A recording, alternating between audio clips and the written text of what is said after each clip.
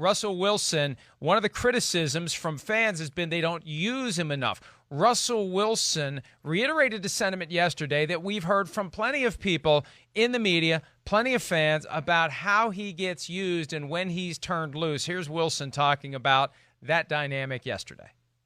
Do you agree with the sentiment that you need to be involved sooner at a higher pace? Yeah, I definitely think so. I mean, I think the reality is this, that, early in the games, I want, definitely, rather than us having it be in the fourth quarter, I think to be able to, make some stuff happen. I think we have a crazy stat of the lead of, I think 56-0 when we have the lead, by halftime and stuff like that. I think, getting ahead is a key thing. I definitely believe in finishing strong. I think we've won a lot of games in the fourth quarter, and do some fun things in the fourth quarter and in the games. But let's treat every quarter as the fourth. And I think that's kind of my mentality always.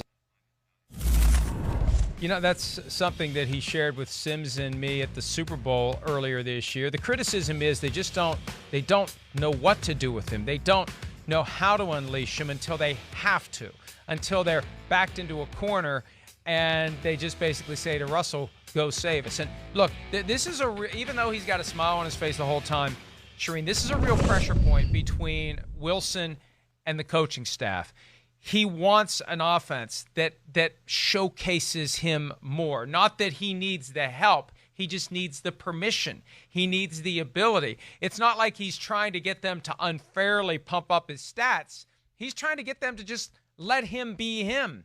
And this won't end well between Wilson and the Seahawks if he doesn't at some point pretty damn soon get a chance to just go out and do what he can do. Because we see Patrick Mahomes doing it. We see Lamar Jackson doing it. We see Kyler Murray doing it in the same division. Russell Wilson wants to be able to do it as well, not just when they need it, but all game long. He's pulled a lot of rabbits out of his hat, or his helmet, as Jason Witten would say on ESPN's Monday Night Football. but he's engineered a lot of those fourth quarter comebacks, and the reason he's done it is they've been in the 2-minute situations where he has control of the offense, and they need to give him more of that control because he's proved he's really good at it. So let him do that in the first 3 quarters of the game.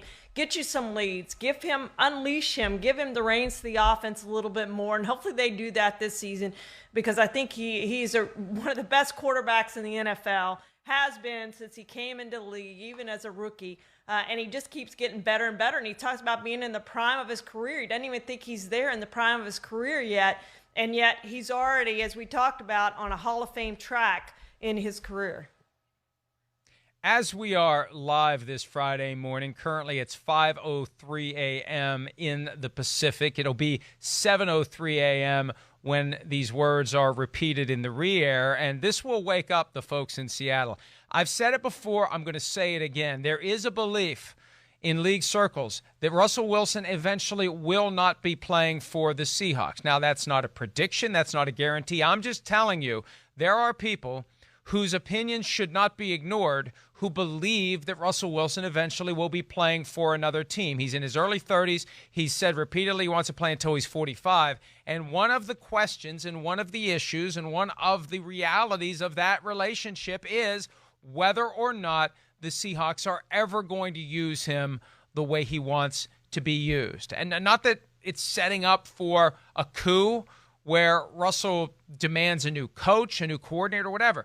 I think his attitude is, and I'm saying I think here, I don't know, but I think his attitude is, this is your chance. Do what you need to do, and at some point, if you don't do it, then we're going to work this out, and I'm going to be gone. It can't happen in the next couple of years because of cap issues, but I'm telling you, there is a real belief by people who are in the know, and I can't say much more than that without compromising sources, but this idea that Russell Wilson is going to be in Seattle for the rest of the decade, it is hardly set in stone, Charean, and a lot of it depends, I think, on whether or not they let him become the Patrick Mahomes, the Lamar Jackson, the Kyler Murray, where it's not handoff, and then, we're down 10 points, go save our ass, Russell. It's more of letting him go out and do what he does so well from start to finish of the game.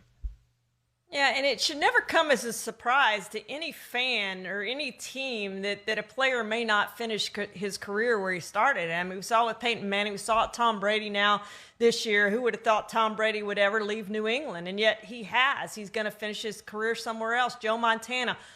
Many great players, Hall of Fame players, have finished their careers elsewhere. I think Russell Wilson's going to be in the Hall of Fame one day. He may not finish his career in Seattle, but a lot does depend on what happens over these next few years, how much control they do give him of the offense, and frankly, how well he plays and how many Super Bowls they win. And I do think this is a Super Bowl team. I think they can win the Super Bowl this year with Russell Wilson at quarterback. I think they're going to be competitive every single year he's there at quarterback for the Seahawks. But they've got to do right by him to keep him happy. And one factor that gets so overlooked when we consider the relationship between Russell Wilson and the Seahawks, his agent, Mark Rodgers, has one NFL client. There is no broader dance that Mark Rodgers has to do to try to maintain relationships with John Schneider, the GM, or Pete Carroll, the head coach. There aren't other clients that he currently has with the team or that he's trying to place with the team, that he's trying to get the team to draft. None of that's a concern. The only concern is doing the best deal possible for Russell Wilson every chance he gets. It's no mistake. It's no accident. It's no coincidence that Russell Wilson does 4-year extensions when everybody else is doing 5, 6, or if you're Patrick Mahomes, 10 years. And every time it's top of the market or close to it, he can drive a hard bargain. At some point, Charean, you mentioned winning Super Bowls. At some point, somebody in that organization is going to say, what are we doing here? We got the highest paid quarterback in football, but we can't win Super Bowls because we've got, in part, the highest paid quarterback in football. We won the Super Bowl back when we had a quarterback in the second year of a third-round slotted rookie deal, and we got back when he was in the third year of a slotted third-round rookie deal. I know. See, I know this is not the thing you were expecting this morning, Seahawks fans, as you're eating your Post Toasties and drinking your coffee. But that is going to be, I think, if it ever falls apart, that's going to be the way the Seahawks justify it. We'll go back to the days of having a young quarterback on a rookie contract, and we'll be able to load the cannon around him, and that's how we'll win another Super Bowl if they don't win one in the next few years with Russell Wilson. And it's funny, Mike, a lot of times when teams find these quarterbacks in the third round, as they did Russell Wilson, fourth round Dak Prescott, you look at Tom Brady where he was drafted. A lot of time when these teams find those quarterbacks late, they don't use number 1 overall draft picks on them. They think they can do it again. They forget all those times when they played all those scrub quarterbacks and couldn't possibly win. Quarterbacks don't grow on trees. Quarterbacks like Russell Wilson don't go on trees. You just don't go out there and pick one. Even college quarterbacks, we don't know how they're going to be, even if they've played really well in college. We've seen it over and over and over again. I don't know how much evidence you have to see.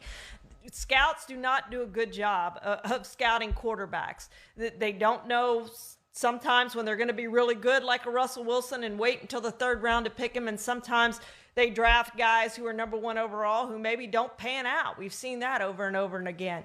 So they need to keep Russell Wilson. They need to keep Russell Wilson happy, and they need to give him the reins and say, take us to the promised land, lead us there again. Yeah, we know on the 1-yard line you didn't make the play in that to give us that second Super Bowl, but we're going to give you another chance to get it done. They had a decade of relative stability with Matt Hasselbeck, although they didn't get anywhere close to a Super Bowl during Hasselbeck's time. But a lot of quarterbacks over the years in Seattle, and when you go back and start looking at the names and remembering the experiences, you're right. Once you have that great quarterback, it's incumbent on you to try to keep him.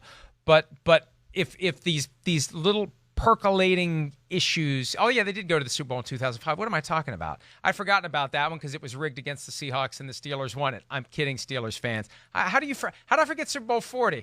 Maybe because it was rigged against the Seahawks. Anyway, they had a bunch of bad quarterbacks over the years. They have a great quarterback now. And when and how does that relationship end? And do we see Russell Wilson? Usually it's the team that's ready to move on.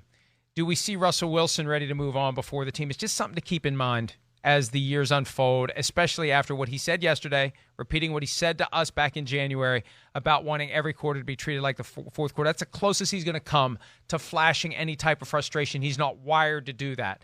But there's something embedded deeper in what he said that I think the Seahawks better be paying attention to.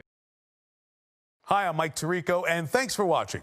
Make sure to hit subscribe for the latest news and highlights from NBC Sports.